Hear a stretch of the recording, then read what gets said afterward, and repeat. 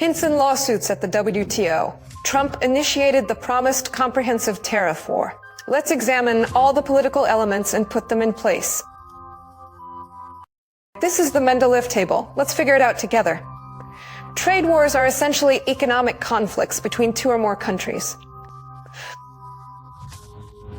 But the desire to capture foreign markets usually ends with all parties feeling the consequences and noting inflation growth.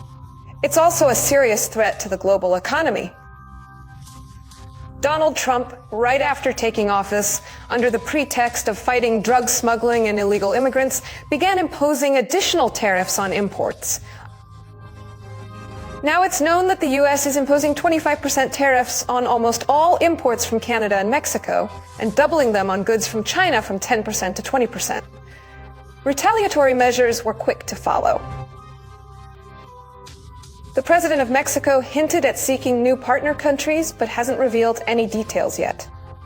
After a 30-day pause, the U.S. government unilaterally decided to impose 20% tariffs on Mexican exports operating in our country. It affects our citizens. Therefore, we decided to respond with tariff and non-tariff measures. I will announce them in the Central Square on Sunday. Canada also responded to Washington's tariff policy.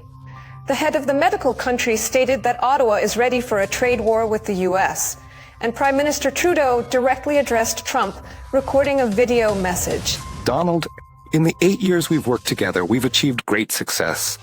We signed a historic agreement that led to record job creation and economic growth in both our countries. It's not my habit to agree with the Wall Street Journal, but Donald, they note that despite you being a very smart guy, this is a very foolish move. We two friends are fighting exactly as our opponents worldwide want to see.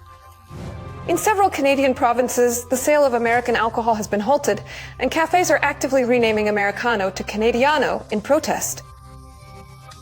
Ottawa also filed a complaint with the World Trade Organization's dispute resolution body. Beijing did the same the day before.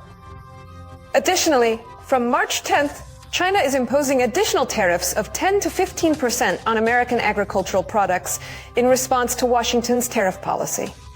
The U.S. is politicizing and weaponizing economic and trade issues, using fentanyl as a pretext for imposing tariffs on China, creating obstacles for normal economic and trade investment cooperation between China and the U.S., harming its own economic interests and international authority.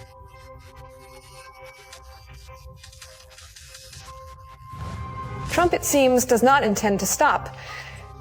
In his speech to Congress, the White House occupant announced plans to impose new retaliatory tariffs on imported goods starting April 2nd.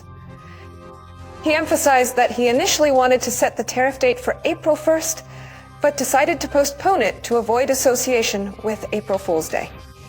If you don't manufacture your product in America, under the Trump administration, you'll pay tariffs, sometimes quite significant ones. Other countries have imposed tariffs on us for decades, and now it's our turn to use them against them. On average, the European Union, China, Brazil, India, Mexico, and Canada charge us much higher tariffs than we do them. This is extremely unfair. U.S. farmers are furious, convinced that the trade war will hit rural America hard. The trade war finds no support in foreign media either. For instance, The Economist reports that U.S. tariffs against Canada and Mexico will be the most dangerous act of protectionism by an American president in nearly a century. Experts believe the tariffs are expected to provoke a trade war with the U.S.'s three largest trading partners, which could lead to higher prices for a wide range of goods for American consumers. A tariff war is always a risky venture. If America's trading partners don't make concessions and engage in conflict with retaliatory measures, the U.S. GDP could shrink by 1.5 to 2% as early as next year.